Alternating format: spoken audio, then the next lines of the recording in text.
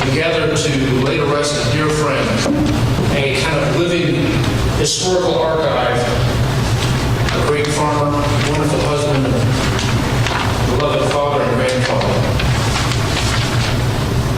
So we welcome you to this time of worship of the God who gave us the gift of Abner and the personality of Abner, and also to celebrate a life that was not only wonderful in longevity, but full of character and integrity, a life that was well lived.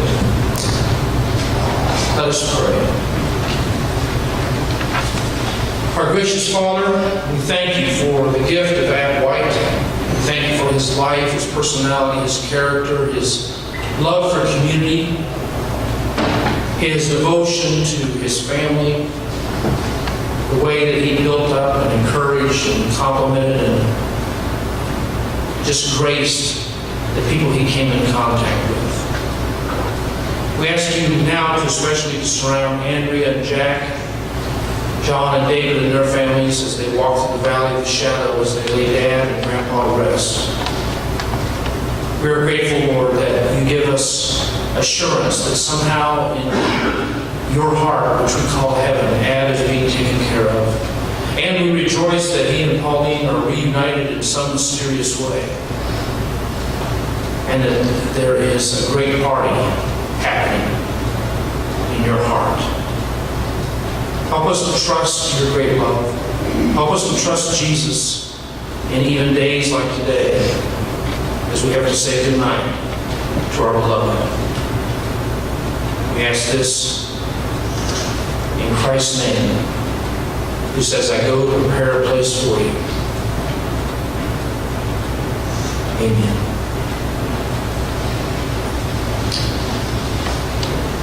To help center us and to think about Ab, I'd like to spend the next 98 seconds in silence for every year that Ab lived on this earth. So let's spend the next 98 seconds thinking, reflecting, worshiping, praying, whatever you feel led to do.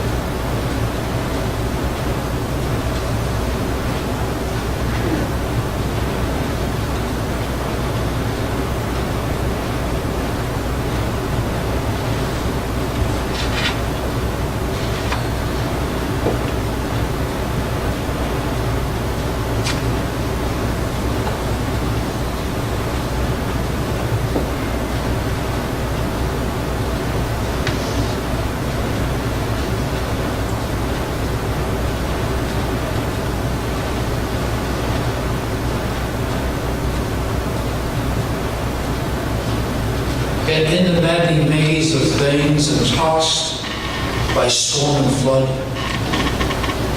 to one fixed trust my spirit clings. I know that God is good.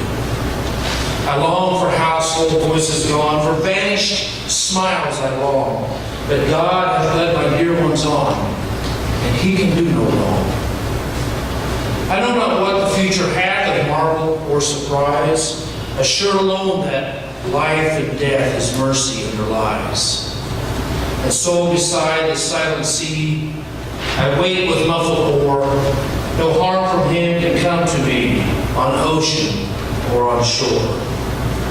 I know not where his islands lift their fronded palms in air. I only know I cannot drift beyond his love and care. John Winnie Whittier, Portions of Eternal Promise.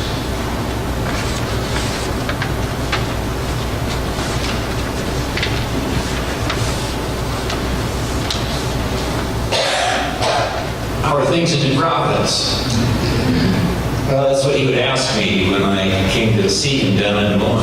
That was the first question as I came around the corner. So he was concerned about you, concerned about this area, a place that he loved and lived for many years. First time I met him, I can't catch quite the vision of it, just that my hand was engulfed in his big hand. I'm catching up, but it was just... This was a local dignitary with a beautiful wife, and he was a part of this church, a man of faith, and just, wow, I thought he should be in the movies. And then I saw him in his cowboy hat one time, and I thought he should be in the Westerns. I mean, Cary Grant has nothing on him. And you look back at some of those pictures of his, theatrical days here and other times, he could have made it. But the lessons learned came as a young person. I met him when I came here in '66, so he was looking at our birthdays. I was probably 11, and he was probably 47, something like that. So, he's an old guy. And yet, at 15, I went to work for him and baled hay. And I thought, I'll help this guy out. And he worked me and another kid under. And it was just, again, his strength, his energy, and his sense of humor. And so I'm glad you're already feeling comfortable to laugh a little bit, because they're good memories for me. I mean, it's all good stuff. And this is a special blessing for me, in that if you look out on the display table, there's a picture of some basketball guys, 5 of them. And a little past, quite early in my life, but I got to do the service for Willard, and then Ted, and then Woody, and now Ab. So I feel like I complete the team here. And so thank you for the privilege of being here. It's really cool. So even though I wasn't on that championship team, which they didn't need me, it's good to be part of a team. I think of other snapshots that happened, and of course seeing Jack and Andrea doing so well as caregivers, lovers of their parents, alcoholics and delights. And so you're seeing love in action. What better thing to see? And so that's where we need to also remember, that's our legacy. We don't let that just die when someone passes on. We watch, we listen, we become a part of that. And so now it is up to us to be the givers, the servers, the encouragers, the helpers, the givers. I, as pastor, would stop in, and generally afternoon, because office hours in the morning, so I come in the afternoon, and I'd come in and have go, oh, it's ice cream time. Well, okay. And then that would be about 3 o'clock. So I thought, well, I don't want to keep coming at 3 o'clock like I'm sort of begging for ice cream. So I come at 2 o'clock. Well, it's ice cream time. So then I realized it's not me. It's a good excuse for ice cream. And so it was with candy or those nuggets that you used to have in that glass jar. I have one. And as I was going, you better take some, you might get caught in a snowstorm. It's July. So always giving. And there are a couple times when Dad would tell me, don't tell anyone. And this was one of the times. Al gave me the suit And he didn't want anybody to know for various reasons. I don't know. But I was always honored with that, and then he gave me a wool coat that I wear when we go outside, well, for formal occasions and then also for funeral services in the wintertime. So I always have a memory, and you all have pieces of memory, where they're physical, but mostly probably emotional and spiritual and even your mental. So hang on to the pieces. He also, one time, gave me a pair of new socks. I mean, they were new socks. And I thought, well, that's really nice. He got more specific. Don't tell Pauline. I assume they were purchased. He didn't like them. I am wearing those too, but I will not show you.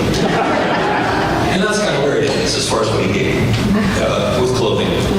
Because he gave me a great vision. Perfect? No. I mean, there was one time that we had a disagreement about something, and we just talked it out, and it was fine. But it was communication that took place, and that was always the encouraging thing. Whenever we would have a Valentine's Day service, and we'd have couples stand up and find out how long they've been married. Alan, Pauline, how do you do it? We don't go to bed angry. We may not resolve it, but there's always a kiss before we go to sleep. All right? I can do that. I don't know what it was on that, but that's a goal. Something to do. So, leaving it because I'm hoping that during the open worship time, you will share those great memories as well. We celebrate life, again, of a helper, a giver, a server, a man of faith, and that's because Christ lived through him, and he wanted that to happen.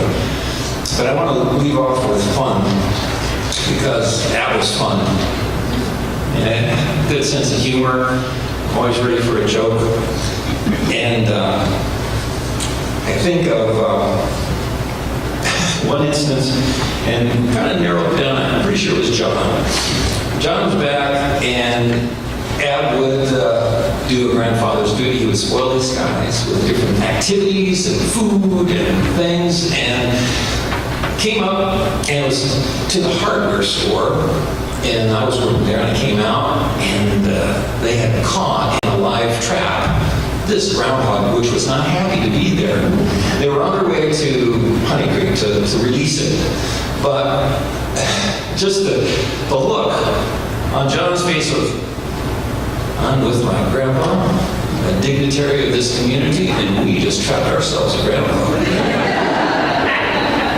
Ain't to be something. And they were. And they were, because seeing the joy of the grandfather and seeing the love and respect from John up. So let's rejoice in those things. Reading from Scripture. The Lord is close to the brokenhearted and save those who are crushed in spirit. Now that may be you feeling that inner peace today, but I would be more apt to think it's going to be as you look to someone in the eye and you recall a story and they smile and they laugh and there's a sense of humor. Be lifted. 1 Thessalonians 4:13-18. Do not grieve like the rest of mankind who have no hope. For we believe that Jesus died and rose again, and so we believe that God will bring with Jesus those who have fallen asleep with him. And I'm sure Justin's going to hit this too, but just remind you, you will grieve, because it's the end of a dream. Apples always have to be there. So, grieve, but you have hope. 23rd Psalm, if you would recite that with me, that would be great. The Lord is my shepherd, I shall not want. He maketh me to lie down in green pastures. He leadeth me beside the still waters. He restoreth my soul. He leadeth me in the paths of righteousness for his name's sake. Yea, though I walk through the valley of the shadow of death,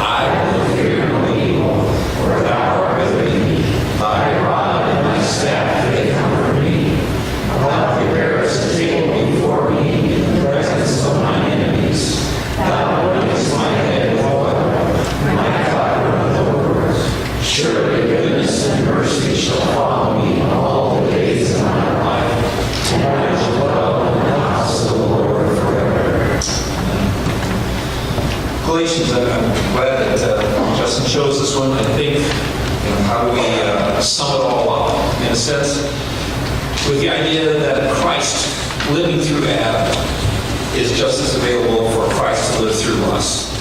And so as we see the fruits of the Spirit that transform themselves and came out in Adam's life, they're very available to us as well. So let's not forget that we can be out there and we can have all of this as well. But the fruit of the Spirit is love, it's joy, it's peace, it's forbearance, it's kindness, it's goodness, it's faithfulness, it's gentleness, it's self-control. Against such things, there is no law. So live in the freedom of God's love and be thankful that we get to carry on what was a part of Adam's life. Amen. We're going to stand and sing together in the garden. I think you'll have it in your hymnals there. It's like 635.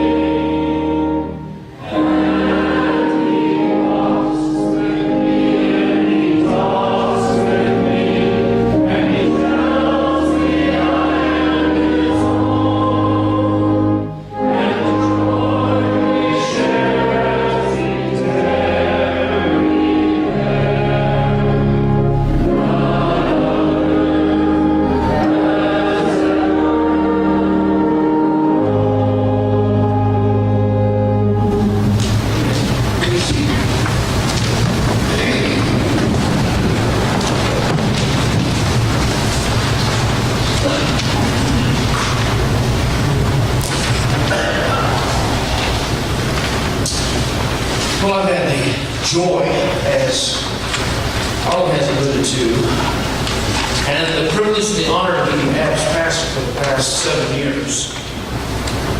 And man, what a Christian gentleman was Abner White.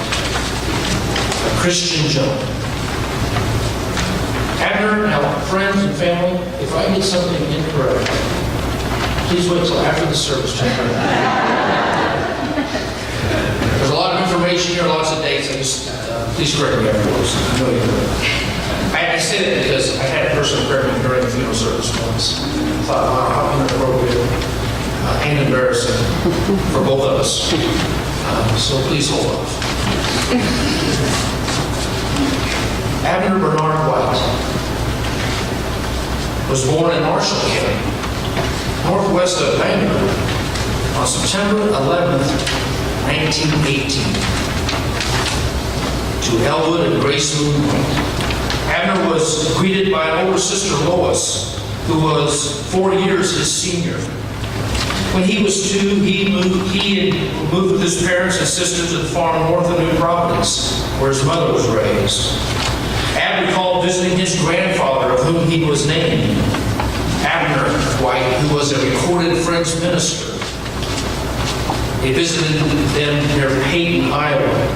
And it was in the winter, so they heated soapstones and put around their feet with blankets to keep their feet warm during the long journey.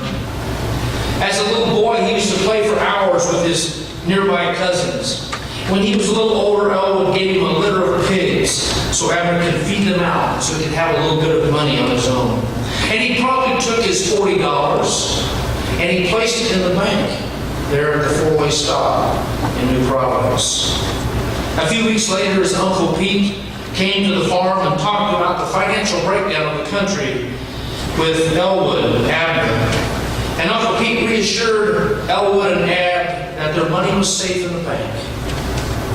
Ab was a bit skeptical, though, and asked his father if he could go to the bank and get the money out. His father said, no, let's wait. A few days later, Abner went to the bank to get his money, and the bank was closed. It was 1929, and the Great Depression had fallen upon the United States of America. His $40 was gone forever. Now, when Brenda and Bob Cramp were remodeling the bank, Abner would often ask, have you found my $40?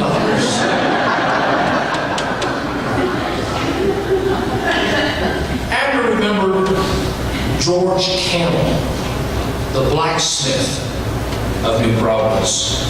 He remembered how George always wore long underwear, had holes dotted all over his shirt from the sparks from the forge and anvil. And Ed said that George's mantra as he walked through his blacksmith shop was, I've spent half my life looking for my tools.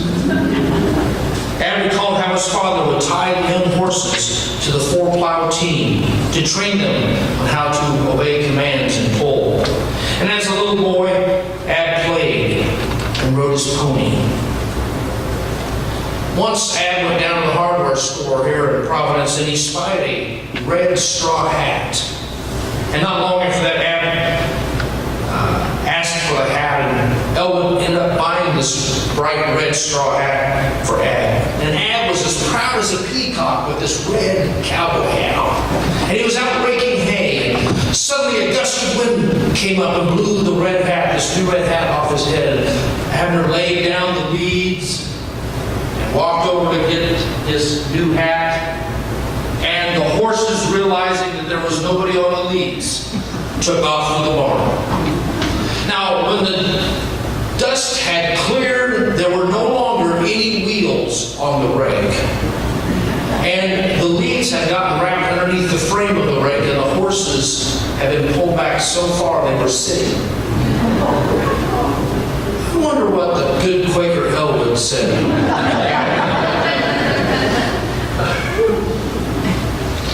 Ab's father Elwood served on the Quakerdale board, and there was a meeting held in Salem, Iowa, down in southeast Iowa, which was a number of hours in those days to drive to. And so Elwood took Ab along, and the meeting concluded, and Ab, at the age of 14, drove the car all the way from Salem back to New Providence with Elwood asleep in the back seat.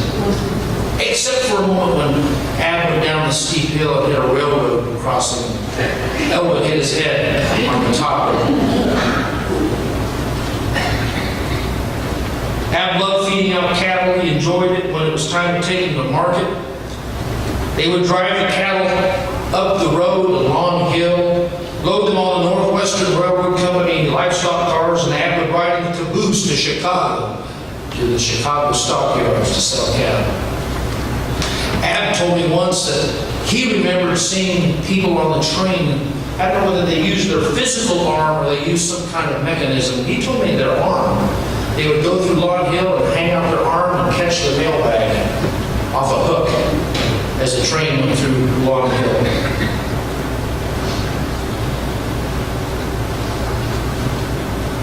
And when they took journeys to show cattle, Ab would sleep above the cattle in the livestock rail car. And Elwood himself was a great farmer and once said to Ab, I can teach you everything you need to know about farming. Probably could. Abner attended the New Providence Consolidated School, and Ab's tall, lean body was perfect for playing basketball.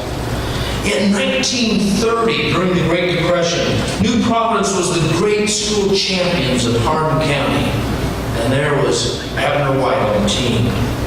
And upon entering high school, he made the New Providence varsity basketball team his sophomore year.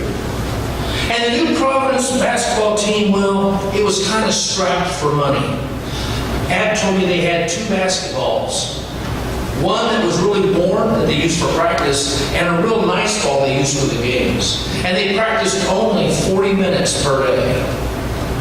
And in 1934, they won the Hardin County basketball championship, outscoring Hubbard 27-24. One of Ab's teammates said, of course you could never really play Hubbard without the game ending in a fight. Talk about contact sport. Ab told the story of helping his father Elwood shucking oats on a hot summer day, and to convince his dad that he was suffering from the heat, he kept asking his dad repeatedly if he could go see the crows that were over there gathering on the telephone lines. And finally, convincing his dad that he'd been in the heat too long, he was allowed to leave the field. And instead of recuperating, he had planned to go to town with the rest of the afternoon and evening with his friends. Elwood became wise at Ab's plan, and the next morning, really early, Elwood got Ab up for a day of double duty. Then came the drought in 1934. Ab cultivated corn from midnight until 11 a.m. 2-row cultivator with 2 horses. He remembered the dew on the corn. And why would you cultivate corn in the middle of the night? Wouldn't that be kind of dangerous? But Ab explained, a lot of farmers killed their horses cultivating corn in the middle of the day in 1934. It was so hot and dry. About this same time, during Ab's junior year, he began to notice in a new and kind of a different way this petite young woman named Polly Nance. Abner recalls, I knew her all my life, but my senior year I started going with her. On their first date, Pauline thought, wow, this Abner, he's a little too progressive. The young couple went to the picture show in Eldora, spent free time together, and they were falling in love with each other. During Abner's junior year, they began construction. Now think about this. Abner's junior year in high school, they began construction on the roundhouse. On February 8th of 1936, now we're still in the Great Depression, we're in the Dust Bowl, a blizzard descended on New Providence, and for 5 weeks the temperature didn't rise above 0. The New Providence school was shut down for 2 weeks, and the Long Hill Co-op rationed coal until they eventually ran out because the trains could not get through the deep snow. Ab and his father dug a tunnel through the snow between the house and the barn to care for the livestock. And later in the spring of 36, the signatures of School Board President Earl Marsh and Superintendent C.L. Ellis gave witness to Ab's academic achievements, and he graduated with how many students in 36? Does anybody know? 20-some students. from New Providence that year. Abner would often say these last few years, I'm the last leaf on the tree. I'm the last one of the class of 1936. I don't know if Ab realized it, but everywhere he went, he was having a class reunion. And after graduating from high school, Abner went to Iowa State University. He not only attended classes, but worked weekends at the Memorial Union. He put up chairs, rolled out carpets, set up tables for 30 cents per hour. Still in the middle of the Great Depression. He said there was a bowling alley in Memorial Union. We took advantage of that. And dancing was something frowned upon by the Quakers during Ab's growing up years. In fact, he had never danced until he went to the ultra-liberal school called Iowa State. And there he took dance lessons and never told his parents. And while in his third year at Iowa State, a farm came up that Ab wanted to farm south of here and north of St. Anthony. He dropped out of ISU and started farming the Follett farm. And during this time, Ab's high school sweetheart, Marlene, had relocated to Chicago, working as a nanny for 2 different wealthy Chicago families. And during those 3 years of being apart, Abner's love and care and wanting to be with Pauline grew. He was pining for her. And when it became abundantly clear that he wanted to spend the rest of his life with her, he decided to go to Chicago and fetch her. He was going to drive his Pontiac sedan to the Windy City, and I went after her to bring her back to Iowa. So the night before he started out to Chicago, he drove to Eldora to spend the night. Why? So my dad, Elwood, couldn't stop me. The next morning, Ab woke up to a blinding snowstorm. And for hours and hours, he drove behind snowplows from here to Chicago to collect Pauline Nance. On February 22nd of 1941, in the Nance home where Pauline grew up, she and Abner Bernard White promised to love and cherish one another until death should part them. And they kept their word, tenderly loving each other. They loved each other for 73 years. You know, Ab and Pauline were sitting about where Dennis White is right now, one Sunday morning a few years ago. And one of the things we were talking about was love, and we asked Ab and Pauline, how did you do it? One of the things was, never go to bed angry. And Ab said these words,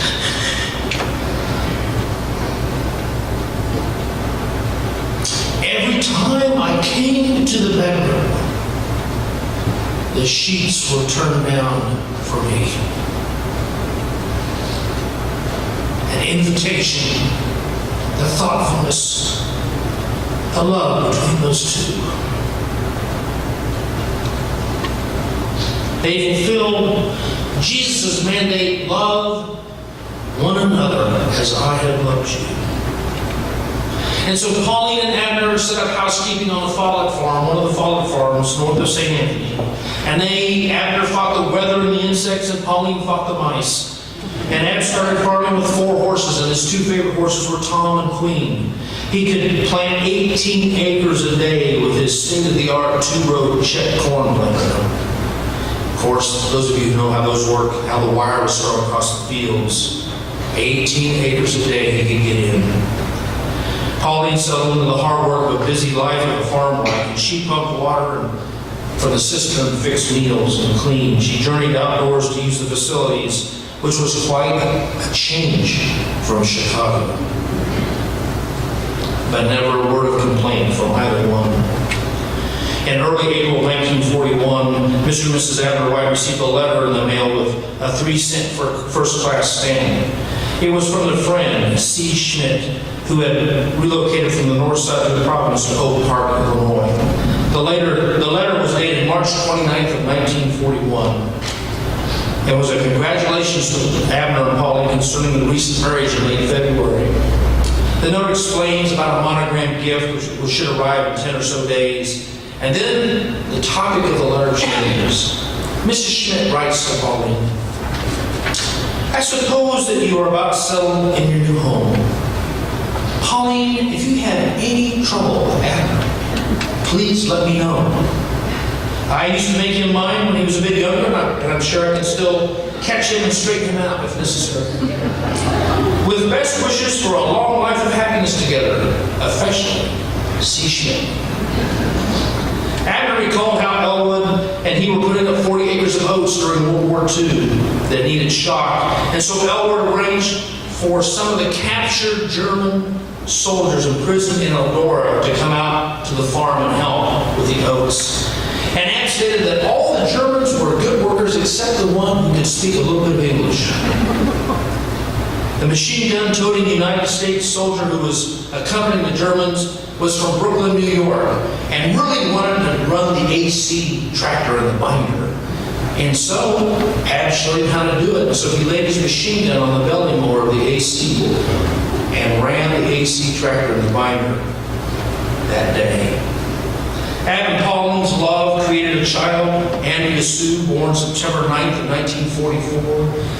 And she was born, her and Pauline had serious complications. But with the birth of Andrea, Ab was ushered into fatherhood. On December 15th of 1949, Pauline gave life to Stuart Abner White, a son. And Andrea recalls the days that Ab worked her father. He would have breakfast early in the morning before they were even awoken. And often the evening meal he would be absent from because he was still working in the fields. She remembers the teasing, the fun spirit of her father. He would hide at the bottom of the staircase, and when Andrea would come down the stairs, he'd jump out! And to this day, Andrea has what's called staircase aversion. They would take trips to Colorado, to the Dakotas to see sights, and also cattle, to go see cattle. John Halvick, a grandson of Ab, testifies, anyone who knew my grandfather knows what a great sense of humor he had. He was always joking with people and making them laugh, including my grandma. He usually greeted people with a huge smile, and it seemed to me that he had a way of making people feel comfortable. Gene Fromm yesterday said that when they first moved here, it was Ab White's big smile and that giant handshake that helped him come on into this church, this Christian gentleman. Normal trips to town involve going to Long Hill for feed, heading to the post office, stopping at the new Providence Cafe for coffee. My brother and I would have normally hated going on these errands, but Grandpa spoiled us. He usually bought us donuts and candy, milkshakes and sodas. You can imagine how great this was for us because sugar was a bit restricted in our home in Des Moines. Not at Grandma and Grandpa's house. My grandfather definitely had a sweet tooth. My brother and I were allowed to eat those small Kellogg boxes of sugar cereal for breakfast, and we sometimes had Grandma's sweet homemade strawberry jam on waffles at the same time. This was usually followed by a sweet treat from Grandma during the above-mentioned errands, desserts after lunch, an afternoon snack of either ice cream with chocolate syrup, a chocolate-covered ice cream bar, Planters cheese balls with a can of 7-Up. That was living. If that wasn't enough, the candy jar was always full of Hershey's chocolates or sugar-coated jelly mandarin orange slices. My grandfather was always offering someone a piece of candy, a soda, or an ice cream bar. Even at 98, he was still pushing candy in his room at the Calvin Manor. As a father, Ab regretted just one thing, at least one thing that we know of, is that he wasn't able to send Andrea on a trip with her sorority sisters to Europe. They had just paid off the farm and there was no extra money. Andrea said she was disappointed, but she understood. She understood the reason. You know, I don't know, everybody who worked for Ab, would you raise your hand? Worked for Ab at one time? About 10, 11 of you here. You know, Lyle Cook, he testified about the new needles that Ab and Pauline's. We had a banquet every day. Another one of Ab's summer workers was John Raines. He wrote, when we built a fence, the posts were lined up so the fence stood tall and straight. Ab was a hard worker and one of the things done right. When I came to a patch of Canadian thistles while we were cultivating, he had me dig them up. And then I would pour gas down the hole. Kill the roots. John goes on to say, I worked Saturdays during the school year and summers, and we had basketball games on Friday night and scraping hot floors on Saturday morning. Motivation for a college education. In 1969, Abner and Pauline had hardship as their farmhouse was struck by lightning and burned, and they almost lost everything. That same year, they laid to rest Elwood's father. For the next year or so, Pauline and Ab lived in a trailer house as they constructed their new home on the north edge of New Providence, which we all know as the White House. Ab and Pauline moved in 71 and began to make it their home. And one of Ab's darkest days followed the untimely death of his own one and only son, Stuart, who passed away in February of 1987. And Ab and Pauline had spent months in Chicago with Stuart.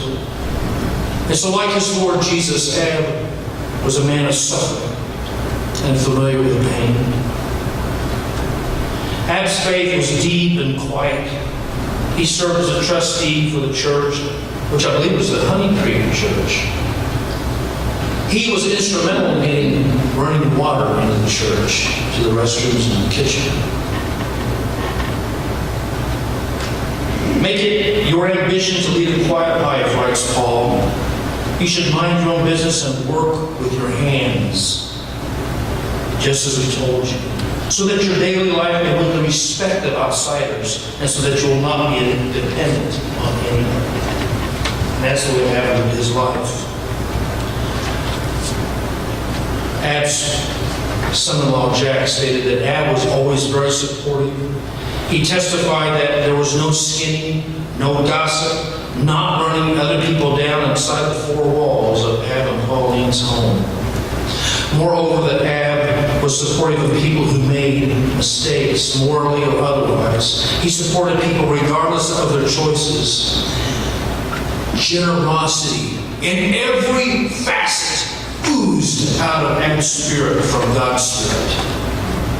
He once sold a sow to a small, struggling neighbor over here by the Honey Creek Church who had produced big litters, but this time the sow did not produce a big litter, only one pig. And Ab went back and gave the money back for the sow to the man, because that was the right thing to do. Ab was a man of reflection and depth. There were moments these past 3 years that Ab could be a little bit bullheaded, which arose from his strong sense of self-reliance and independence. And a few months ago, Ab called Jack and apologized for being short and a bit belligerent. My health hasn't been very good, but I'm sorry for not being very nice.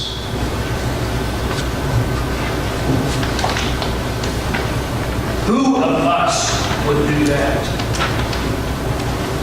Who of us would apologize for our behaviors and our attitudes?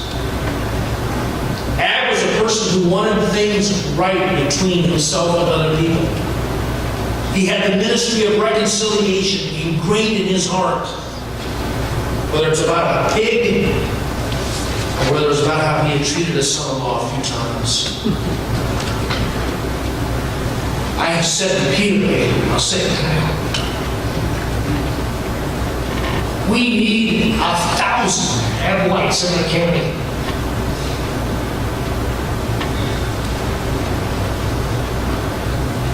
We need 1,000 spirits like that. Ab enjoyed traveling. He and Pauline enjoyed seeing almost all the 50 states. They ventured over to the Big Pond, to England, Guatemala, Italy.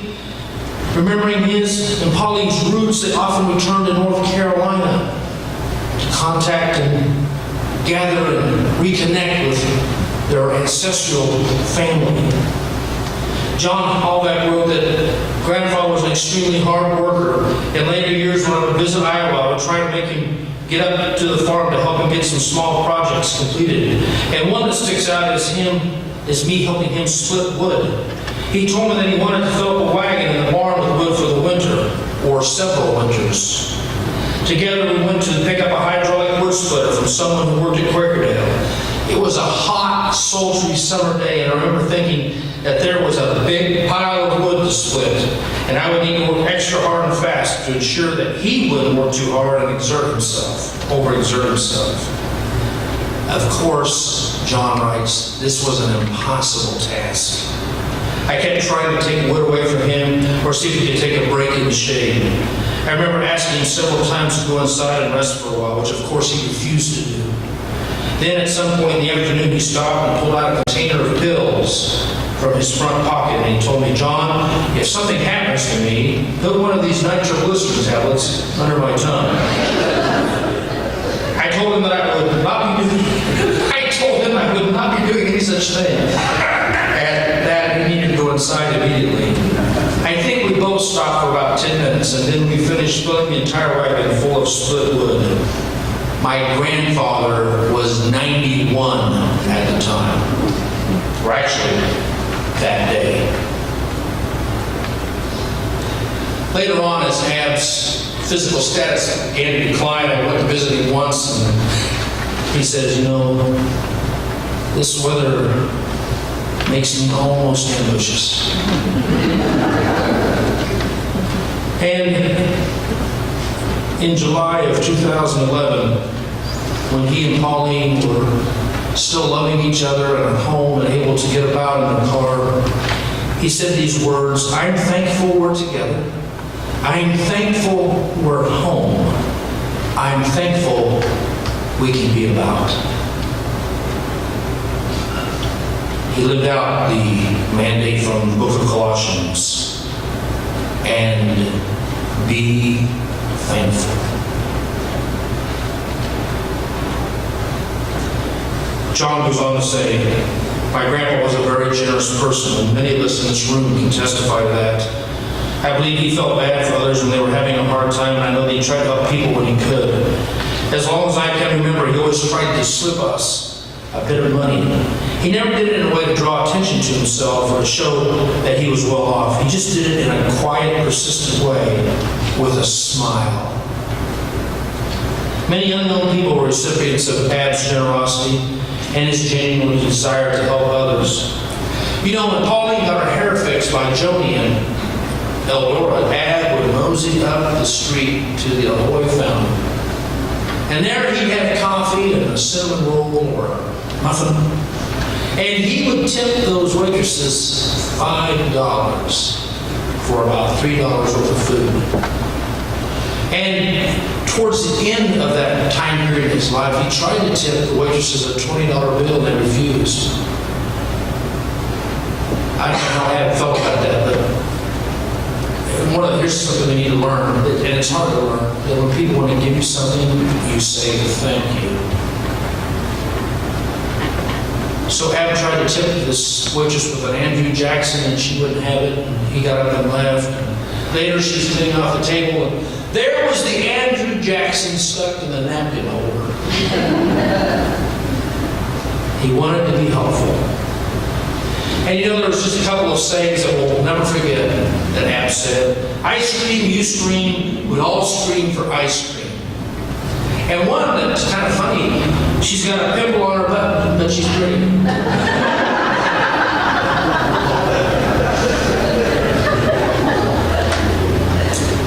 Our good friend Abner began to slip away from us on March 22nd of 2014. The saddest day of his life, when his beloved Pauline died. And when she died, a part of Ab went with her. The light in his eyes faded a bit, and the once verbose farmer and storyteller now uttered only a few words. For the next 2 years, Andrea and Jack took up residence in Ab's home, seeing that he stayed there as long as was humanly possible.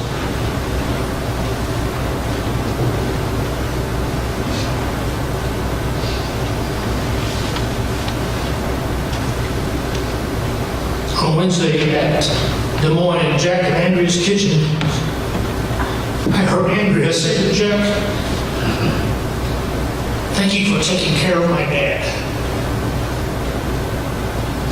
And I think I can speak for the entire community in that we applaud you, both of you,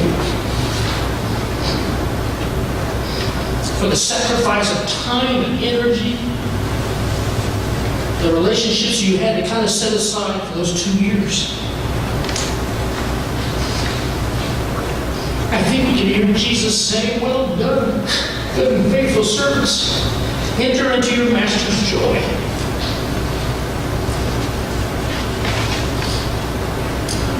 It came to the point that energy and time had been used up and Ab would have to be relocated to Calvin Community Health Center, just 4 city blocks from Jack and Andrew's home. And Abner settled in, and it took him a bit to adjust. But adjust he did. He adjusted to his new surroundings and his new routine. He was grateful for the diversity of caregivers he had from Europe, from Africa, all these different people that cared for Ab and loved Ab, and Ab loved them. About a month ago, Abner turned his face towards heaven and eternity. He decided to abstain from his medications. And just a few weeks ago, he began to refuse to eat. Very, very normal for a person who's moving on to greener pastures and stiller waters. And then this past Monday, July 3rd, 2017, about 7:05 p.m., with Andrea by his side, Ab took his last breath. And he died like he lived, with dignity, peacefully, quietly,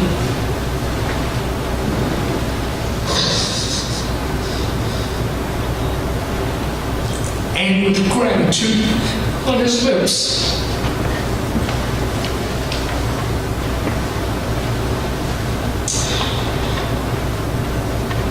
Our friend Ab White, this father, grandfather, farmer, living history, archive, and friend of Christ,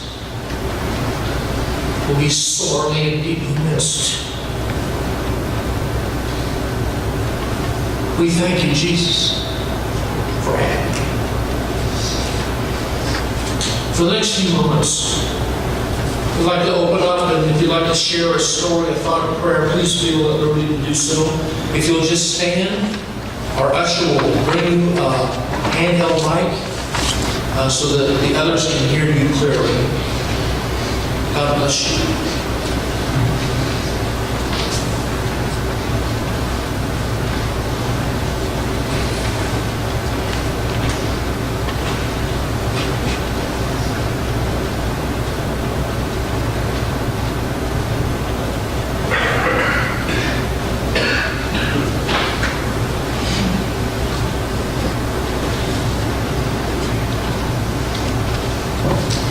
Well, I grew up around Adam Pauling, but really didn't know him until we moved back 5 years ago.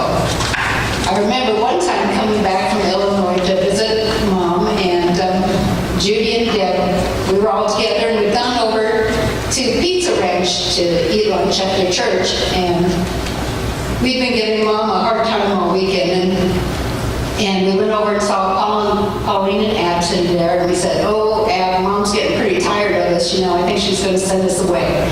"Well, just come over to the house, Pauline and I'll be asleep in the recliners, and wake us up and come join us." And then when we moved back, we had neighbors in Illinois. He was about 6 years younger than Ab, and I would check on them every day, and I thought, well, who am I going to check on?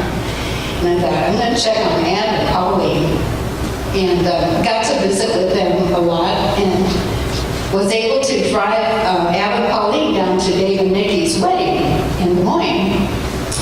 And I said, "Okay, Ab, which way do you usually go, and he says, well, I go to the Four Corners and hit the Hubbard Road, I put it on cruise at 70, and then I go to 35, and then put it on cruise at 70. I'm going, yeah, who's going to pay for this ticket? And then one night when James Mathis could not be with Ab, I think he was with Twyla, I stayed with Ab, and he was just so alert that night. It was so much fun. He was watching Dan Winters on the news, and we were talking about the different dogs he had and how Stuart had picked out one puppy, and we just had a great time. And he said, Nancy, did you bring your PJs? And I said, no, James is coming to spend the night with you, James came and he said, no, we have to pay you for this, Nancy. And I said, you're not going to pay me yet. And he says, well, I don't have ice cream. I said, that I'll take. You always have Blue Bunny ice cream. That's always the best. So I took the ice cream for payment. And later on, anytime I'd come in, I always had cocaine. I put my hands on his chest, and like you said, he just swallowed my hands up with his big old farm hands.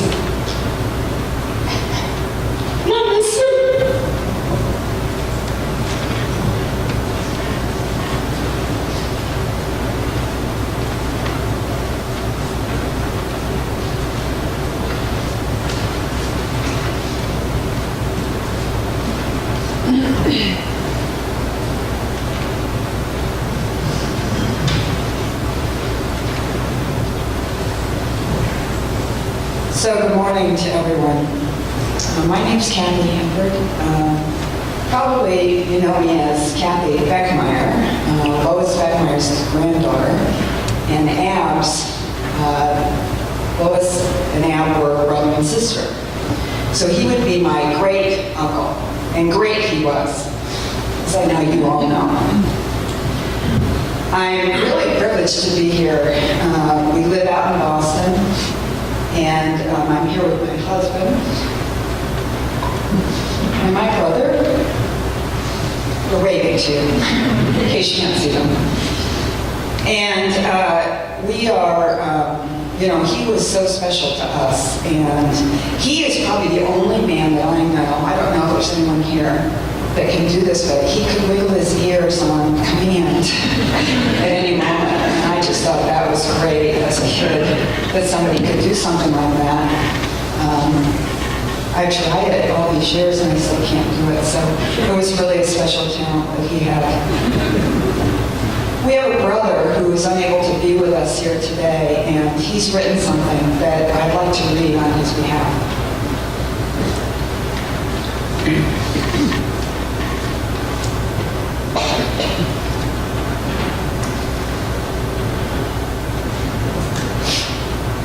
Oh, those hands. His hands were huge, big, meaty hands, ginormous even, the largest hands I'd ever seen. Hands that encapsulated my hand when he'd come in for a handshake when I was little. Hands that would clamp you on the knee if you weren't looking and squeeze the giggles out of you until you cried uncle. Uncle Ab, to be specific. Uncle Ab was larger than life. He was a farmer after all. And to me that meant he had to be built like an ox, and he was. Ab was the quintessential Iowa farmer. The land, the house, the barns, the animals, even his name, Abner. That has to be second only to his father, Elwood, as the greatest farmer name of all time. It all added up to my storybook vision of what a farm and a farmer was supposed to be. The farm was always a fun place to visit because you never knew what animals we'd have roaming around the barns. It was an idyllic place. When I was younger, feeling upset, my parents would calm me down by having me shut my eyes and think about the farm. I'd think about the horses, the sheep, or cows by the barn, chasing those crazy barn cats around the yard. Ab on the tractor plowing the fields, and Pauline cooking up something delicious in the kitchen for supper. I remember it having an almost instant effect. My crying would stop, and my breathing would calm. I learned so much from Ab. He was so many things to me.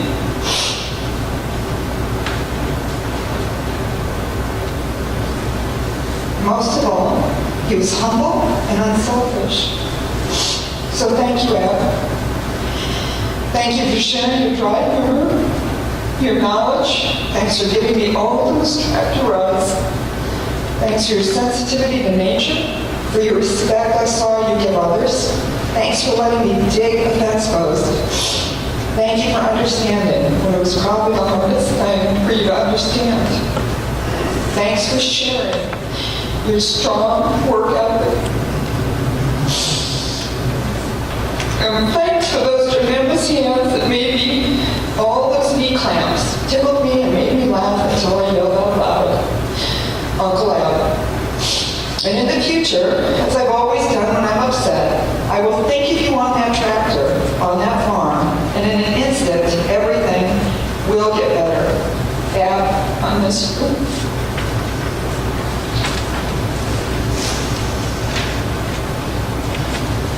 I could just really thank my brother for not having me read that. I'd also like to say that one of the things we always remember about, that we remember about that is he always liked to say this stuff. He said he loves to go swimming with bare naked women. You know, you gotta love this guy. One of the greatest men I've ever known in my life. We're so fortunate. We're such a fortunate family. Thank you all for doing this. Kevin Burkett.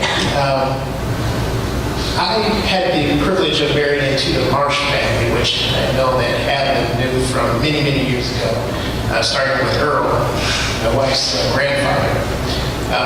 He welcomed me into the community back in the 90s, just open arms. I have lots of snapshots in my timeline of him. I also do photography. One of the things that I did was a barn project some years ago.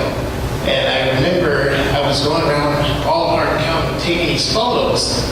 And when I got to Ab and Pauline's place, I knocked on the door and asked if I could take photos of their barns. And he said, "Oh, those old barns?" I said, "Yeah." And he wanted to come out with me.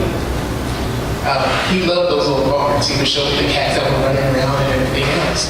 But he would stand out there with me for just a little bit and ask me what I was seeing and why I wanted to take a photo again of that old barn. Then he went inside. I stood there taking photos of that particular set of barns longer than I had any other place. And I think it was because of Abner's there with me. Other things where Julie and I would run into town and we look over at the store and there's Ab and Pauline eating ice cream. Just about every Sunday it seemed like when we were going over there. One of the other times that I stopped by Ab's place after he gave me a call. You guys know he was rather independent, but he would call me up and say, "Hey, Kevin, can you stop by? I got a problem with my answering machine because I think something happened, electricity knocked out or something like that." So I went down and got it up and running, and he called me back again a couple days later because it went down again. But this time, his voice recording was not there. And I asked him, I said, "Okay, all you have to do is hit this button and just go ahead and speak in what you want to." And he said, "No, you go ahead and you record the message." So if you guys ever called his house for the past few years and you heard this voice that you didn't know whose it was my voice. And I think he kept it up until he left, from what I remember. But he always wanted to pay me an ice cream. And I tried to avoid it. But I couldn't get out of there with sitting down with him for just a little bit. But I wanted to thank the family for allowing me to be a part of your family too.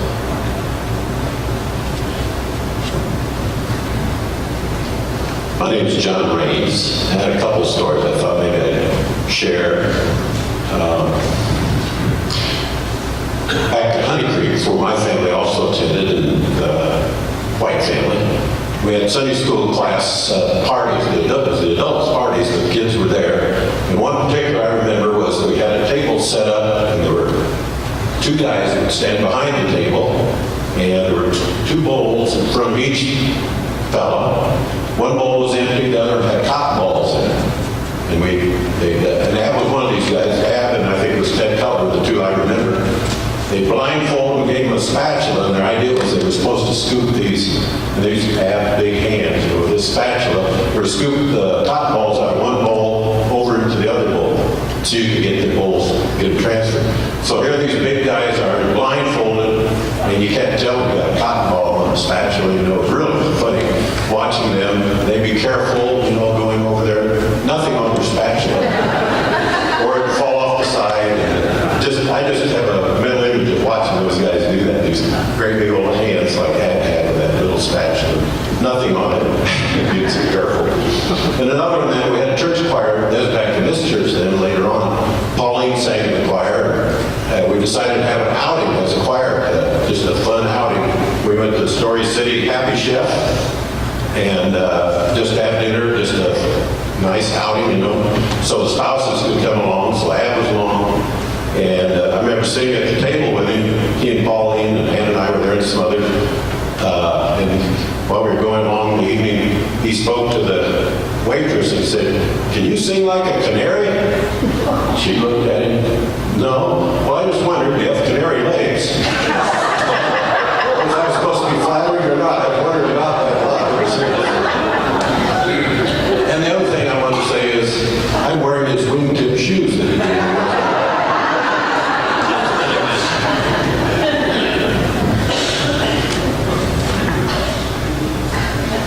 I'm Melissa Morlum, and I cared for Ab in his home for about a year and a half while Andrea and Jack, when they couldn't be there and went home to Des Moines, I would care for Ab in his home. Kind of traded off with James Mathis. He and I would take turns caring for Ab so that Andrea and Jack could get back to their home a little bit in Des Moines. So this was right before he went to the care center. So I got to spend a lot of time with Ab and bonded with him quite a bit. So I have a couple things that, some memories with him. And I remember one thing that I do know that I learned about Ab is that he had to look his absolute best whenever he had to go out somewhere. Very well dressed. And so a couple times I had to take him to get his hair cut in town. And he had to make sure he looked good, couldn't go out there to get his hair cut without being shaved, and his hair combed. Even though he was going to go get it cut, he had to have it combed just nice. So I know as he was getting older, he was a little slower to get out the door, to get there on time. So we had to start early, and so he was shaved. He had to go in there and shave, and he had.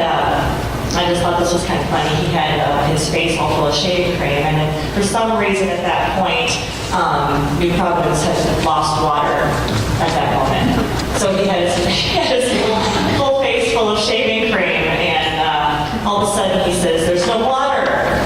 And so I called to a couple of the neighbors, and I said, "Is there something going on with the water?" And, "Oh yeah, it's off for a while."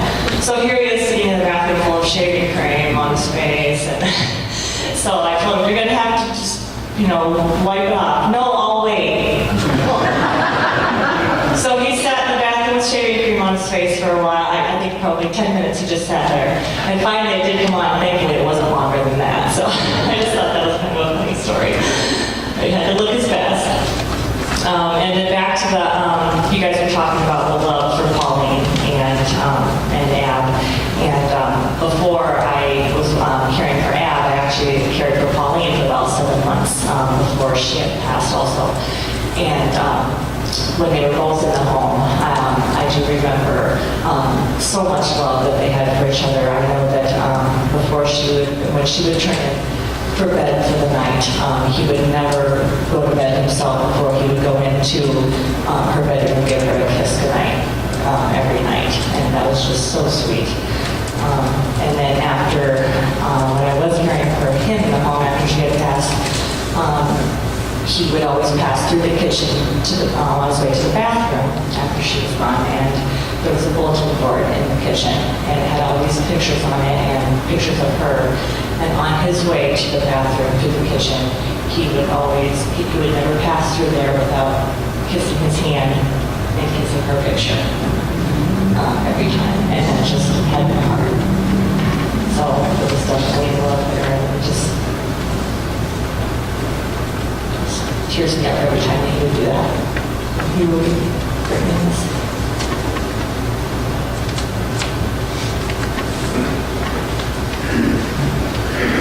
And the color. Whitmer, and I am the daughter of the shortest man in the picture, basketball picture. Dad was the tallest, and my dad was the shortest. They were on the same team. And I wouldn't be surprised if there wasn't a game going on right now. But what I want to share and appreciate was how there were many people who would visit my father while he was surviving until he died at our house out southwest of New Providence. But Ab and Pauline would come on a regular basis. I would call regularly. And, well, Ab and Pauline came out today or yesterday, whenever. And then they continue to do that. They drive down to Marshalltown to see Mom and the others. Like, she'd be lonely, but you know, Ab and Pauline came, and I'm not going to mention all the others because it's Ab's Day today. But I appreciate the longevity of relationship from way, I mean, that's 60, 70 years of friendship. And for those of you who maybe have never left here, try to get that how special that is, because that's not everywhere. Thank you.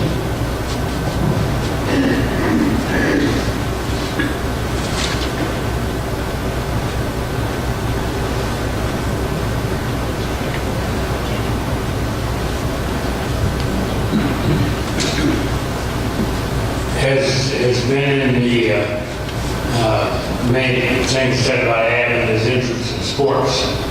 And I can still remember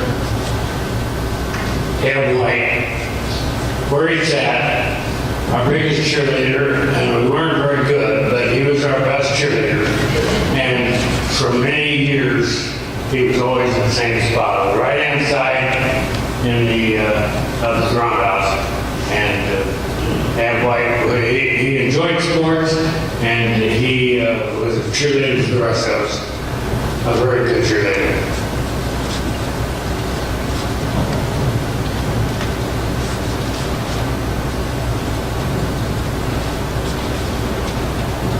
I'm Marlene Lawler, and have just been in the community 24 years. And before we ever knew Ab, I met Lois, his sister. And she was a wonderful lady, and she would talk all the time about Ab and Pauline and Andrea and the family, and I mean, just how wonderful they were. And as much as we thought of Lois, we thought, yeah, they must be quite the family, and they are in every way that Lois had said.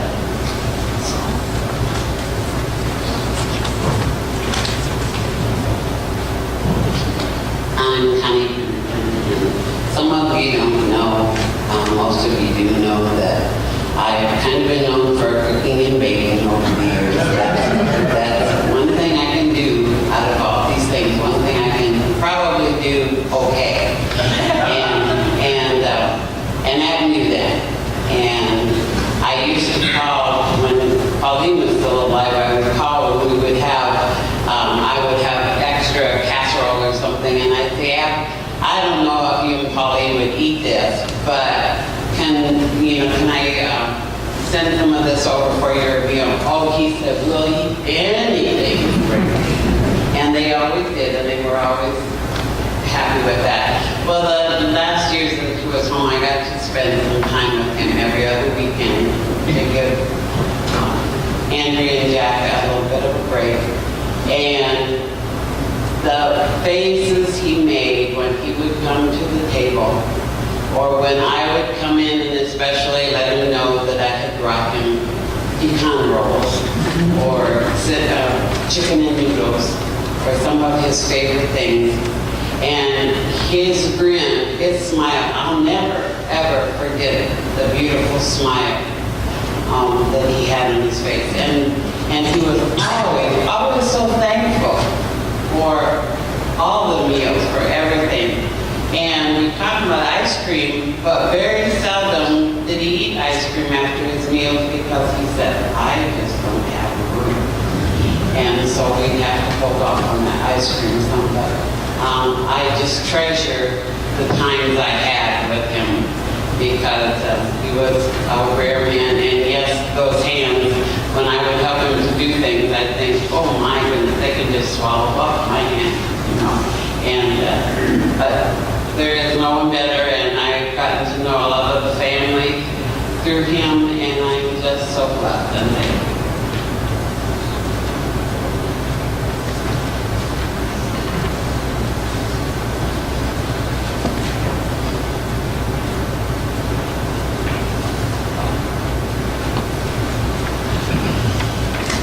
Any other words or thoughts you want to share before we continue on?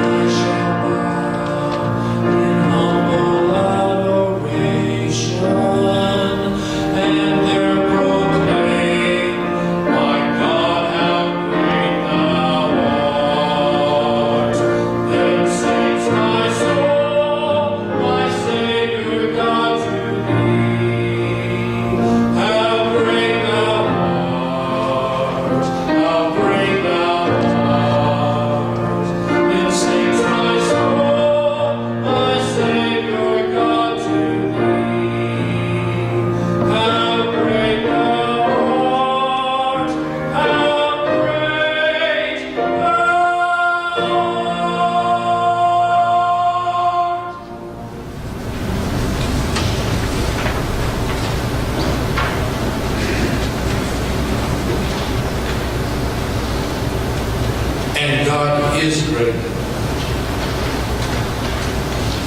Just quickly, just a reminder about grief.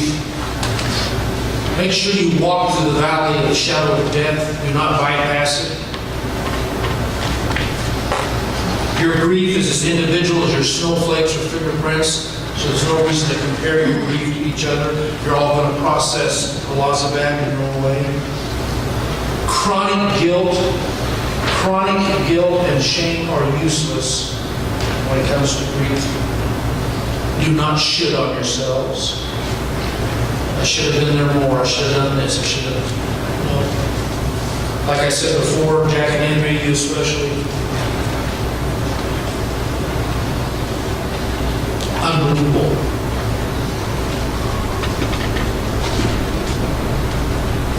Anger can also be a quagmire that impedes our process of grieving. Sometimes we're angry with God, sometimes we're angry with the deceased, sometimes we're angry with ourselves and situations. And sometimes if we're angry with even the person who died, whether they hurt you intentionally or unintentionally, forgive them. Forgive them and move on. Forgive them into the grace and mercy of God. And finally, even though we have said a lot of beautiful, wonderful things about Abner today, he was a sinner saved by grace. He made his mistakes. But boy,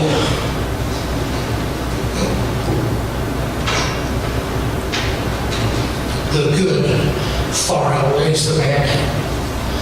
And being an old farm boy myself, I would encourage each one of you, all of us, that we take all the good grain from Abner's life and we store it in the grain bins of our hearts, and we keep it right there, following that great example, letting it continue to encourage us and strengthen us in the remainder of our days.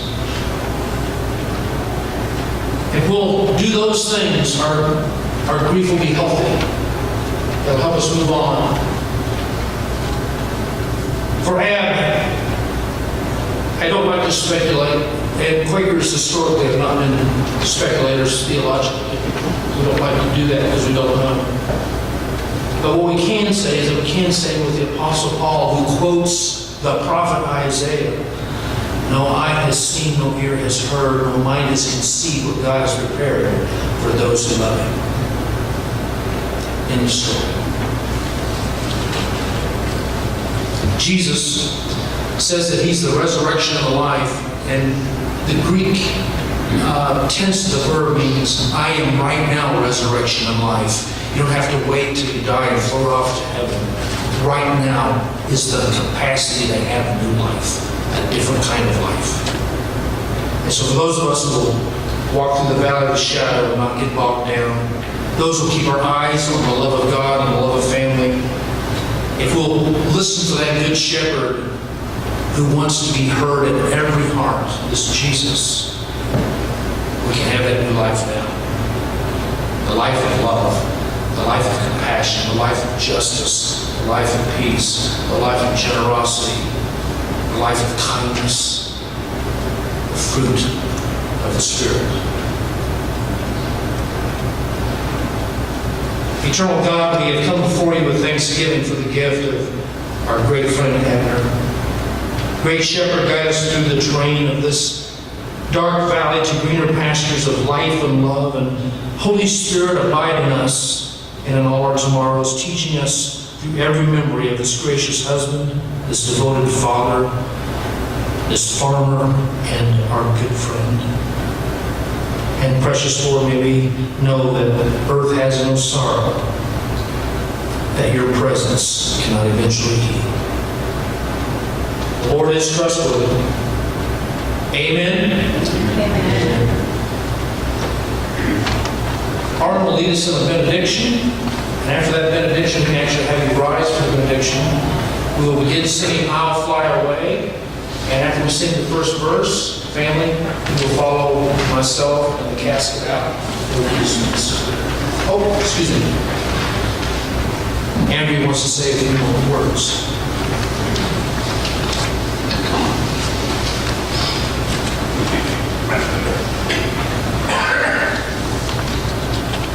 Well, I heard some stories today I hadn't heard before. And I thank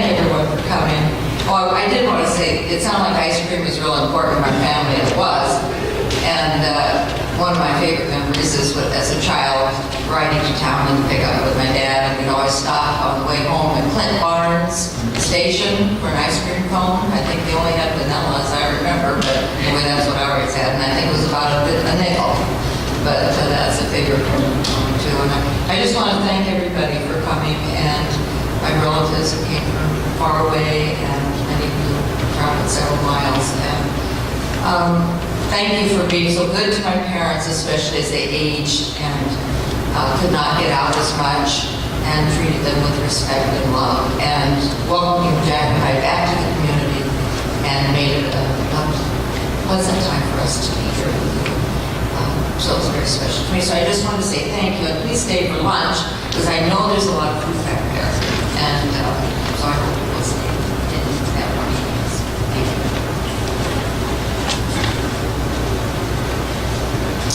Thanks, Andy. Thank you, Jeff. So with that, a reminder, please stay. We are going to go to the gravesite, but we will be back shortly. We're going to have a blessing on meals, so as soon as we come back, the family will just go through the line and we'll move on to food and fellowship.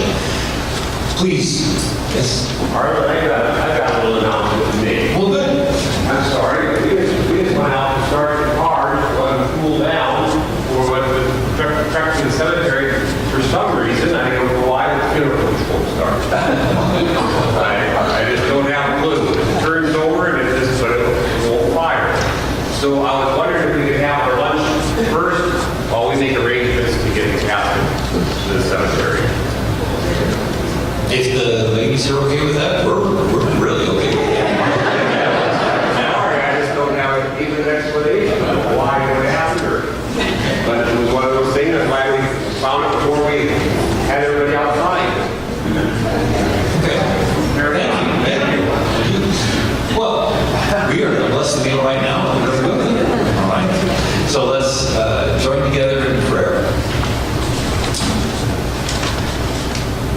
Lord, we thank you for your presence beside us and your presence in us that allows us to love one another and to move forward in grace and compassion. So I thank you for Life of Ab, the beautiful examples of just manhood and marriage in particular for me. So we move with your spirit, and we thank you for the food that's prepared. Let us enjoy it. Let us just be enriched and enlivened so that we can face the day, and let us share words of love amongst each other. So bless us and keep us, we pray in Christ's name. May the grace of the Lord Jesus Christ and the love of God the Father and the fellowship of the Holy Spirit be with you all. Amen. Oh